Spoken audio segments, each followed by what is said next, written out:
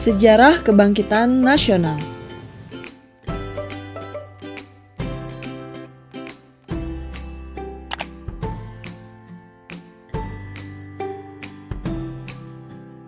Rusaknya ekonomi Eropa akibat peperangan dan berkembangnya teknologi pelayaran pada abad ke-15 menyebabkan negara-negara di Eropa melakukan ekspedisi untuk mencari sumber-sumber ekonomi baru ke seluruh dunia, termasuk Indonesia.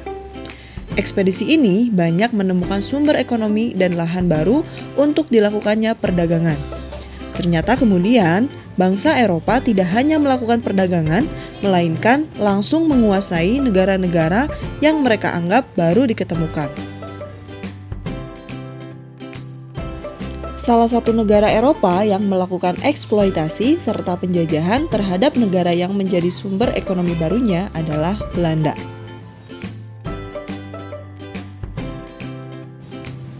Awal mula Belanda menjajah Indonesia dimulai dengan didirikannya VOC pada tanggal 20 Maret 1602.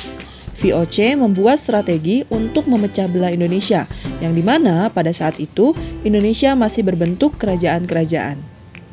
Melalui politik adu dombanya, atau yang lebih dikenal dengan sebutan Divide et Impera, akhirnya Belanda berhasil memecah belah kerajaan-kerajaan yang ada di Indonesia dengan tujuan untuk menciptakan sebuah perpecahan sehingga mereka bisa menguasai Indonesia secara penuh. Penderitaan Indonesia semakin bertambah ketika Daendels berkuasa. Herman Willem Daendels merupakan politikus Belanda yang sempat menjabat sebagai Gubernur Jenderal Hindia Belanda antara tahun 1808 hingga 1811. Ketika menjalankan tugasnya, ia memerintah Indonesia dengan sistem kediktatoran dan dikenal kerap menerapkan kebijakan yang menyengsarakan rakyat. Salah satu kebijakan yang dikeluarkannya adalah kerja rodi atau kerja paksa. Kerja rodi adalah suatu jenis kerja paksa yang diterapkan oleh pemerintah kolonial yang berupa pengerahan rakyat untuk membangun infrastruktur sipil atau militer demi kepentingan pengekalan pemerintahan kolonial itu sendiri. Salah satu kerja rodi yang diperintahkan di Indonesia adalah membangun jalan sepanjang Pulau Jawa dari Anyer hingga Panarukan. Tidak sampai di situ saja, penderitaan rakyat Indonesia kian bertambah setelah Van den Bosch berkuasa pada tahun 1828 dan mengeluarkan kebijakan sistem tanam paksa atau kultur stelsel. Sistem tanam paksa adalah sistem yang mengharuskan rakyat melaksanakan proyek penanaman tanaman ekspor di bawah paksaan pemerintah kolonial sejak tahun 1830. Namun di samping itu, selama penjajahan berlangsung yang dilakukan oleh Belanda, ada banyak tokoh-tokoh nasional yang melakukan perlawanan, yaitu diantaranya adalah Sultan Hasanuddin dari Sulawesi Selatan, Sultan Ageng Tirtayasa dari Banten, Tuanku Imam Bonjol dari Sumatera Barat, dan juga Pangeran Diponegoro dari Jawa Tengah. Namun, perlawanan yang dilakukan selalu gagal, karena perlawanan tersebut masih bersifat kedaerahan. Dalam perjalanannya, mulai muncul kritikan dan kecaman atas pelaksanaan tanam paksa yang dilakukan oleh Belanda, bahkan dari kalangan orang Belanda sendiri. Akibatnya, sistem tanam paksa akhirnya dihentikan pada tahun 1863. Meskipun begitu, tanam paksa terlanjur menimbulkan kerugian besar bagi rakyat Indonesia. Maka, beberapa aktivis dari Belanda seperti Pieter Brusshoff dan Van Deventer memprakarsai digagasnya politik etis sebagai bentuk balas budi kepada rakyat Indonesia.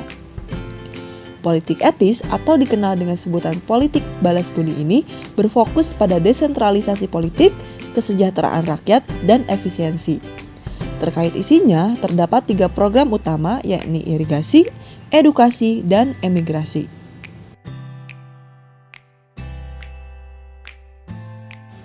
Program irigasi merupakan program pembangunan fasilitas untuk menunjang kesejahteraan rakyat, sarana dan prasarana untuk menyokong aktivitas pertanian serta perkebunan diberikan, meliputi pembuatan waduk, perbaikan sanitasi, jalur transportasi, pengangkutan hasil tani, dan lain sebagainya. Yang kedua adalah program edukasi. Melalui program edukasi, peningkatan kualitas sumber daya manusia atau SDM, dan upaya mengurangi angka buta huruf masyarakat dilakukan. Selain itu, mulai dilaksanakan pengadaan sekolah-sekolah untuk rakyat. Salah satu sekolah yang dibuat oleh Belanda untuk masyarakat Indonesia adalah Stovia. Program terakhir adalah emigrasi. Program emigrasi diterapkan dalam rangka meratakan kepadatan penduduk di Hindia Belanda atau Indonesia. Pada tahun 1900 saja, Jawa dan Madura telah dihuni oleh 14 juta jiwa, sehingga perlu dilakukannya emigrasi untuk bisa meratakan kepadatan penduduk yang ada di Indonesia. Awalnya, kebijakan politik etis memang terlihat menguntungkan rakyat Indonesia. Akan tetapi, tetap saja dalam perjalanannya terjadi penyimpangan politik balas budi yang dilakukan oleh orang-orang Belanda. Mereka tetap ingin memperoleh tenaga kerja dengan kualitas SDM tinggi, namun dengan upah yang rendah. Meskipun terjadi penyelewengan yang menimbulkan dampak negatif, politik etis setidaknya juga menghadirkan beberapa dampak positif bagi bangsa Indonesia. Salah satu program yang paling berpengaruh dalam politik etis ialah program edukasi. Adanya program edukasi ini melahirkan kaum terpelajar dari kalangan pribumi. Mereka inilah yang kemudian mengawali era pergerakan nasional dengan mendirikan berbagai organisasi yang berjuang melalui pemikiran, pengetahuan, hingga politik. Politik etis juga memicu lahirnya berbagai organisasi pergerakan dan perhimpunan yang bersifat daerah maupun nasional di Indonesia. Salah satunya adalah Budi Utomo. Adanya organisasi Budi Utomo ini menjadi awal momentum terjalinnya semangat kebangkitan nasional. Dengan didirikannya Budi Utomo pula, masyarakat Indonesia mulai menjalin persatuan dan kesatuan dari seluruh penjuru Indonesia. Mereka bersama-sama mencari solusi dan strategi untuk bisa bangkit, berusaha, dan berjuang melepaskan diri dari penjajahan.